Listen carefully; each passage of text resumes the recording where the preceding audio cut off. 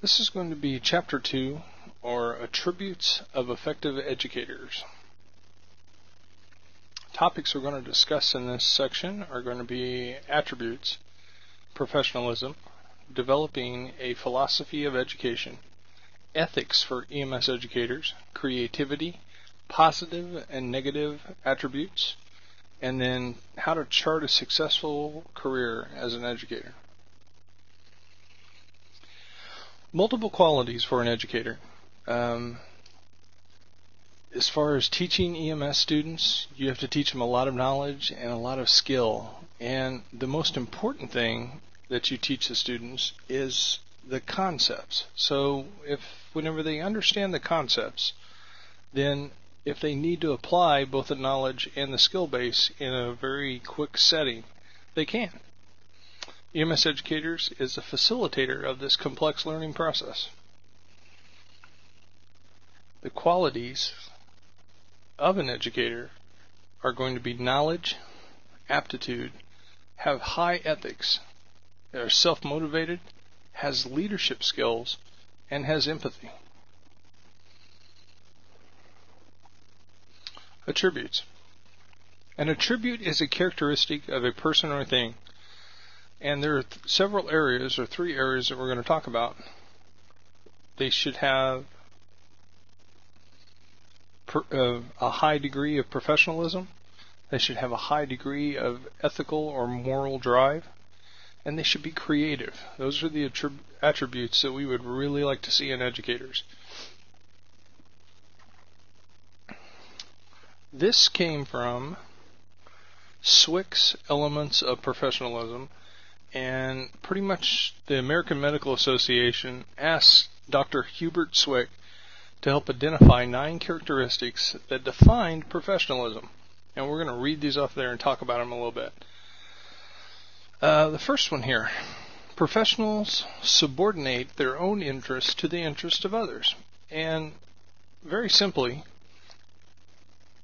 an instructor may need to confront conflicts of interest that they deal with in their work. Most EMS instructors also work for a service, so they may come up with conflicts of interest quite easily. The student interest and needs must remain paramount in this. So the professionalism of the educator at that point, as long as we maintain the student's best interests, then we have maintained our professionalism in this. The next thing on the list are going to be moral standards here, and professionals adhere to the highest ethical and moral standards.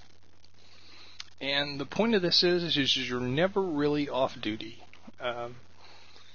As you go out into the public and you become more well known as an educator, or maybe do some lectures, you must maintain the level of professionalism with that. So whenever you carry yourself with a high moral standard, a good ethical approach to things, and be sure that your professionalism kind of shines through on this. Professionals respond to social needs, and their behaviors reflect a social contract with the communities they serve. Examples of this in practical application are going to be involved in as many advisory groups in the community that you possibly can. One of the things that we see in COAMPS accreditation is the requirement for an advisory committee. So from this committee, we derived ideas that have given the education plan for the overall college or overall institution, and we base them on the community needs that was on our advisory committees. Professionalisms demonstrate core humanistic values, including honesty, integrity, caring, compassion, altruism, empathy, respect for others, and trustworthiness. Very, very self-explanatory there. You must maintain these values. Now, can everyone essentially put all of these values together?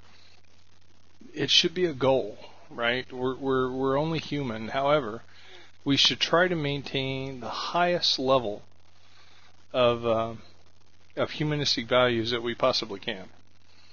Professionals exercise accountability for themselves and for their colleagues. And an easy way to apply this or think about this or to apply this in an education fashion would be from a peer review standpoint. The normal instructor, as he is instructing, you should have the department head come in and listen and just sit through one of your classes and give you some feedback on your delivery. If you're a little too much, if this is a little too scary, if you will, or if it's a little too intimidating, then you can also ask a peer instructor at your same level to come in the classroom and sit and kind of go over and evaluate your delivery. Was that effective? Feedback from the agencies also in the area that employ the students that come from your classes. And a good area also, whenever you're kind of to encompass this up and get peer reviews and whatnot, would be to elicit information from the clinical instructors about the weaknesses of your students. So do I need to change my delivery on their psychomotor skill set because they can't apply an IV the way that they should, or they're a little weak in this area, and they just may need some retraining. You may have hit 90% of your overall student base. It may be a problem with a student, but asking these questions and seeing if your delivery is correct and intact is a part of the goals that you should try to maintain for yourself as a professional instructor.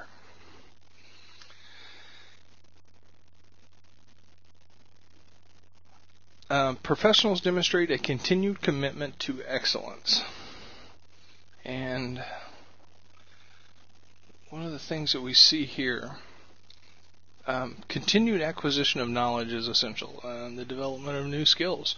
So, very simply, he who dies with the most cards wins. And I'm talking about instructor cards. Try to further your professional career. Add new skills to your skill set. If you can go to a class that teaches you how to do video training, then go to the class. Develop your professional skill set. Become a master of what you do. Professionals demonstrate a continued commitment to excellence.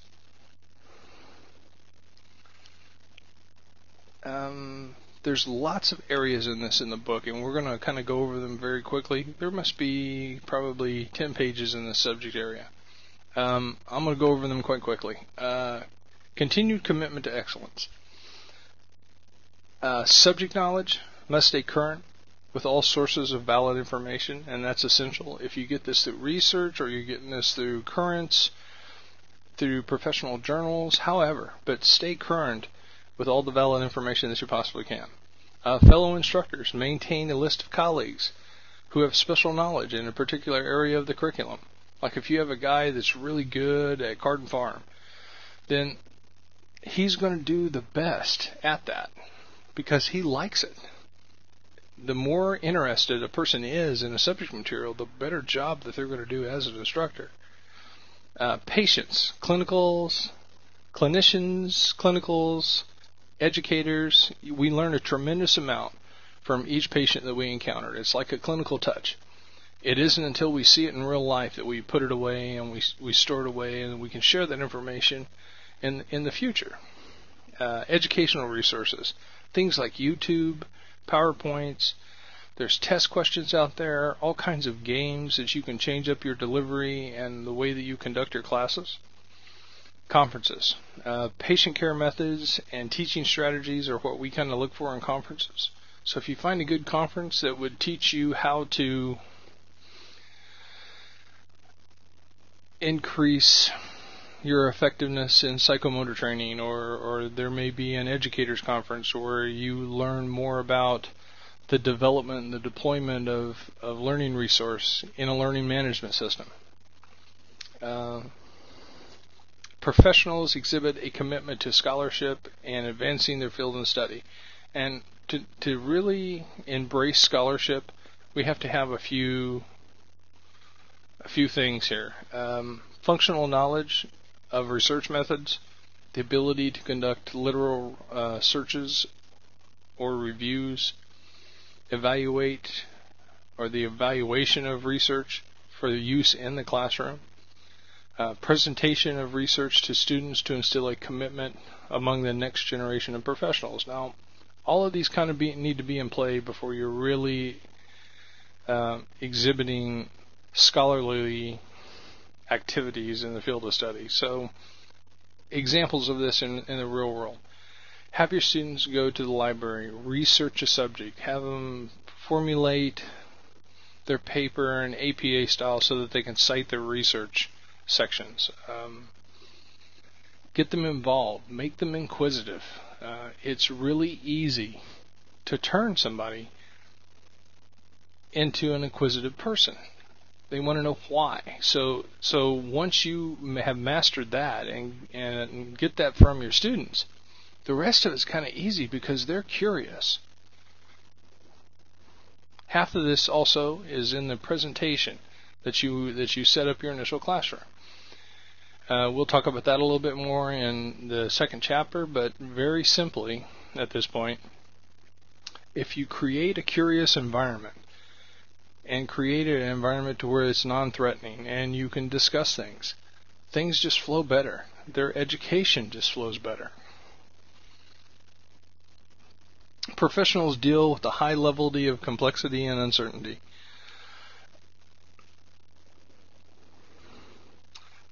As far as the complexity and uncertainty, we kind of deal with that anyway all the time in EMS.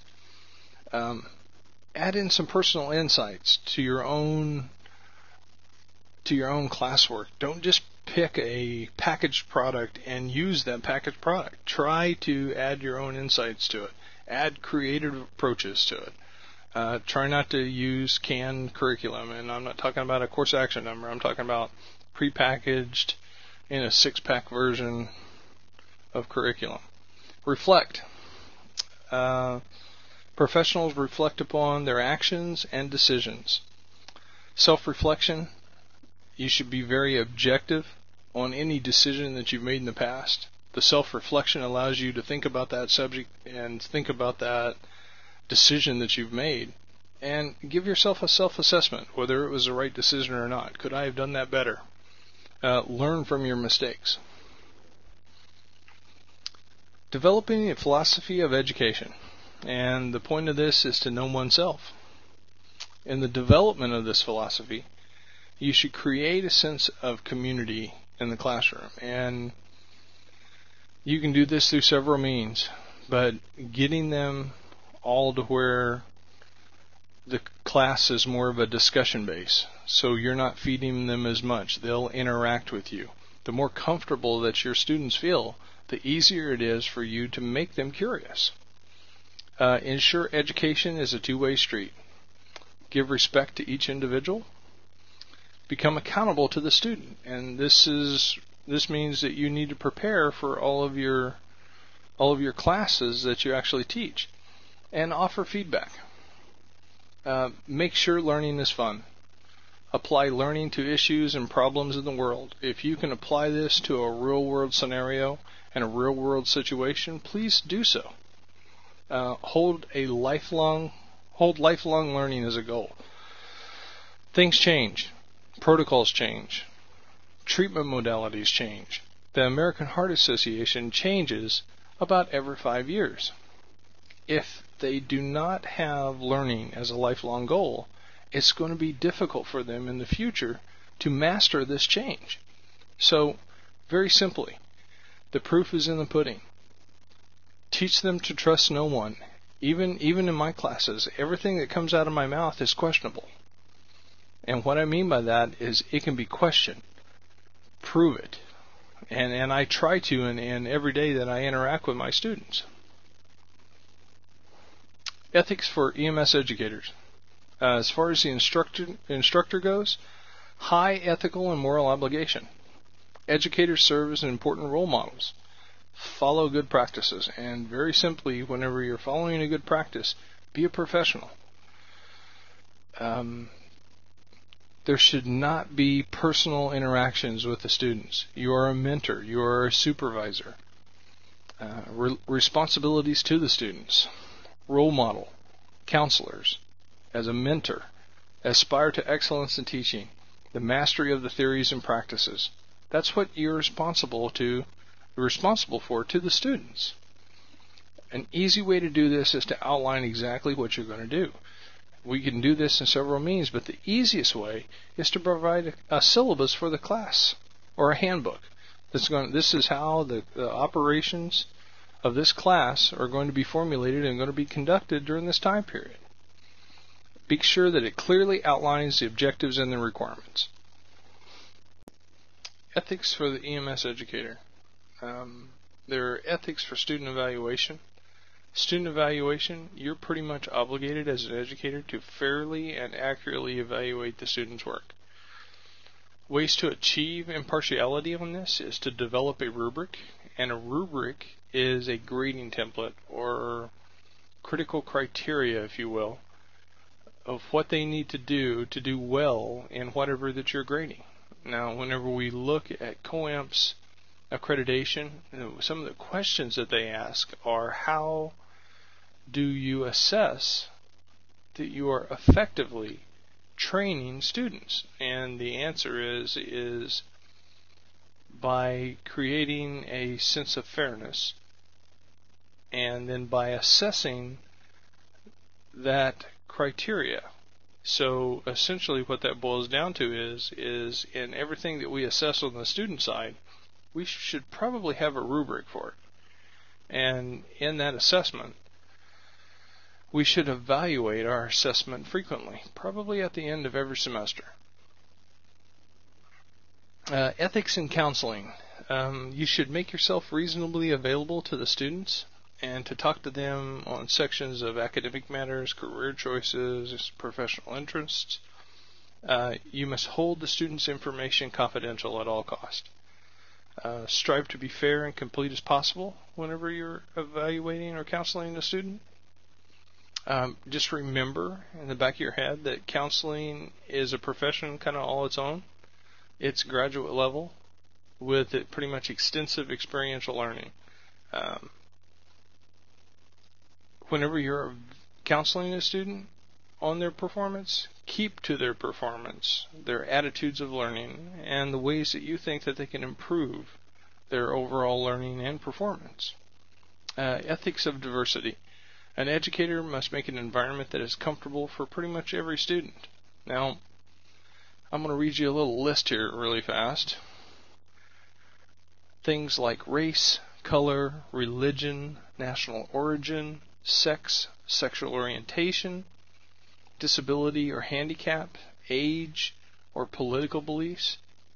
Any kind of discrimination or discriminatory conduct based on any of those things that I just listed is pretty much unacceptable in the education community.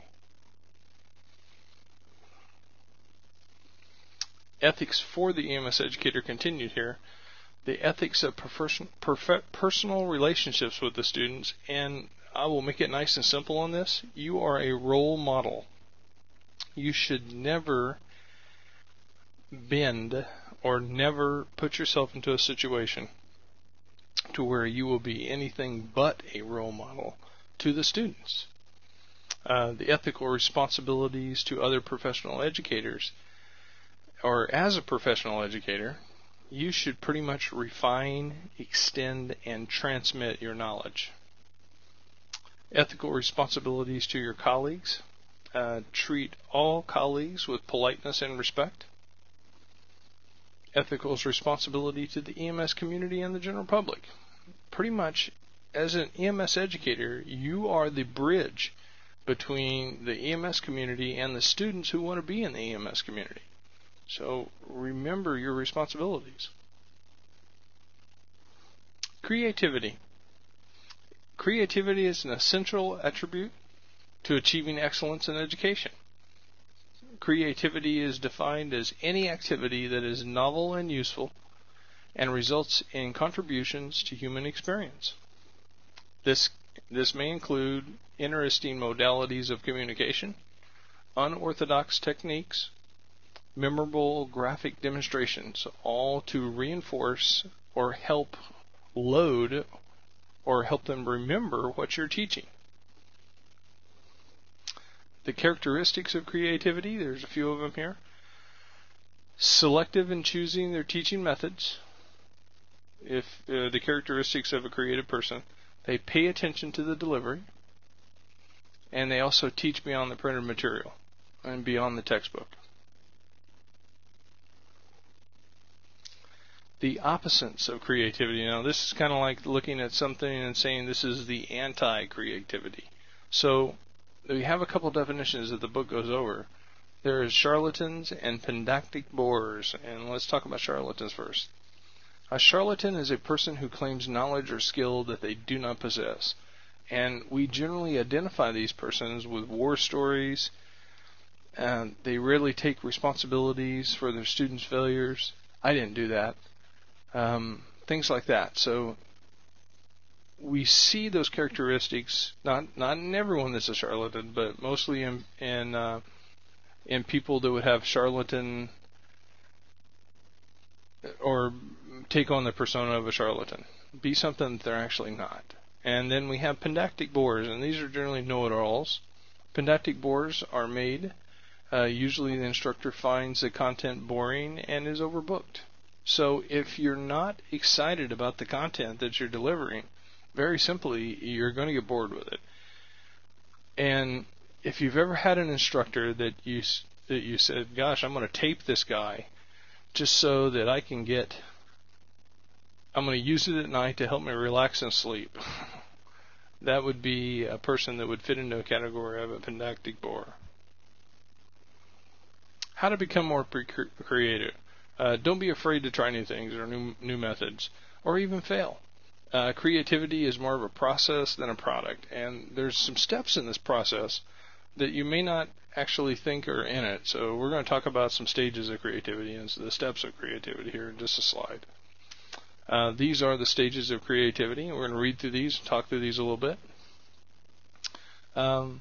Preparation stage. Investigate the subject, brainstorm with other instructors. Is a good things to do in the preparation stage. Whenever you prepare for a lesson, you need to put some actual work into it. Very simply, we generally don't prepare enough. So there's a preparation stage. We should investigate the subject until we have our heads wrapped around it, and then we should allow a little bit of incubation stage on that. And it continues to work at the subconscious level and allows the information to kind of soak in. So we have a better knowledge of it. You may need to reload in the preparation stage during this incubation stage so that it kind of soaks in and you have a really good understanding of it. And then an illumination stage becomes aware of how to present the content. Now, you might have something that just hits you from the blue. Oh my gosh, I can get them to doing this by having them play out as actors, or have them team up and make more of a community feeling in the classroom and play Jeopardy or some other game. But the illumination stage kind of comes, you have a light bulb that clicks on. I get it. I know how I'm going to give this to them. Organization of the content is combined with a plan on how to present it during the illumination stage. And then verification stage. Validity of the instruction is tested and reflect whether the educator has the desired impact. And this is like proof of product. Now, I keep liking to see from my students proof. So I may drill them again and again and again later on down the line so that I know they have that content in their head. And they have it in a way that I would like them to think. So I like to adjust also their way of thinking. So instead of looking and tunneling in on one problem, they look at the overall patient. In this section, we're going to talk about positive attributes. So these are common principles of good teaching practice, and so these are all good things that we would like to see from instructors, or positive attributes. Frequent contact between the students and the faculty. So they have contact with them. They're not just like Bigfoot. You hear about them, but you don't really see them. Encouragement and cooperation among the students. very simply have as good interaction and can get the students encouraged. You're kind of also not only a mentor, but you're a motivator as well. So any opportunity that you have to motivate them to learn or put them into a curious state, you should try to implement that. Use of active learning techniques, prompt feedback, emphasis on time and on task. Keep them on track, essentially. If they're scheduled for something this day, try to keep to that schedule the best you can. Communication of high expectations. I expect this from you. Nothing but excellence. Respects for diverse talents and ways of learning. Everybody learns a little different. Some people are combination learners. Some people are auditory learners. Some people are kinesthetic learners. Some people require two of those things, not only a visual learner, but a kinesthetic learner, so they need to see it and touch it. Things like this. So everyone has a varying talent within them. Try to see that talent. Negative attributes. These are things you don't want to have. A dominating instructor. You need to give them a little rope to run around the yard in, essentially. Non-current or out of touch. If you're quoting stuff from 1995, you probably need to read a manual or so, or the newer periodicals. Egocentric instructors. The universe revolves around me. Burned out instructors. Very simply, if you keep applying the pressure to instructors again and again and again and don't give them adequate time to prepare or facilitate what they should be doing, they can get burned out. And we kind of do this to ourselves as well. We take on more tasks than we probably should. Curriculum-based versus student-based. We should not can things up. And what I mean by can is package things up, and this is the delivery that you're going to get. We should strive for multiple tools to deliver to the student. So understanding how the student learns. Just because you used kinesthetic properties and auditory properties in class 26 doesn't mean that that is going to be the same pattern for the next classes.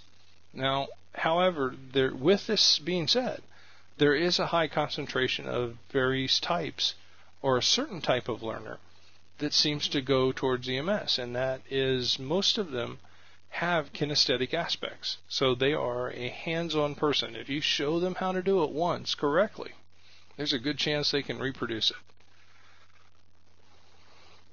Charting a successful career path as an educator.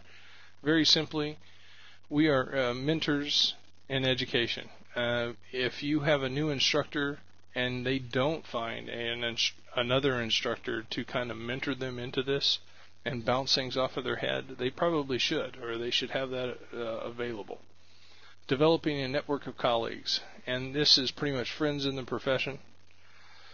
Get people that are good in their subject materials. Maybe you can ask them into your class. Hey, Bob is really good because he is a perfusionist. He really understands how cardiac output interacts and hemodynamics interact with the body. Continuing professional development, we should be at the top of our game at all times. And then changing jobs. The book talks about some things to where some people are content just staying in one area, and they can have a glorious career as an EMS educator in this one area, while other instructors may like changing their jobs frequently. So they like the challenge of the newest thing, or teaching new skills and things like that. So you may have both types of instructors. In summary, figure out what kind of instructor you are. Be sure and have a clear understanding of the characteristics of professionalism. We must maintain our professionalism at all costs. Have a good understanding of the responsibilities of being a professional and how to strive for excellence in what we do. Understand the concepts of teaching strategies.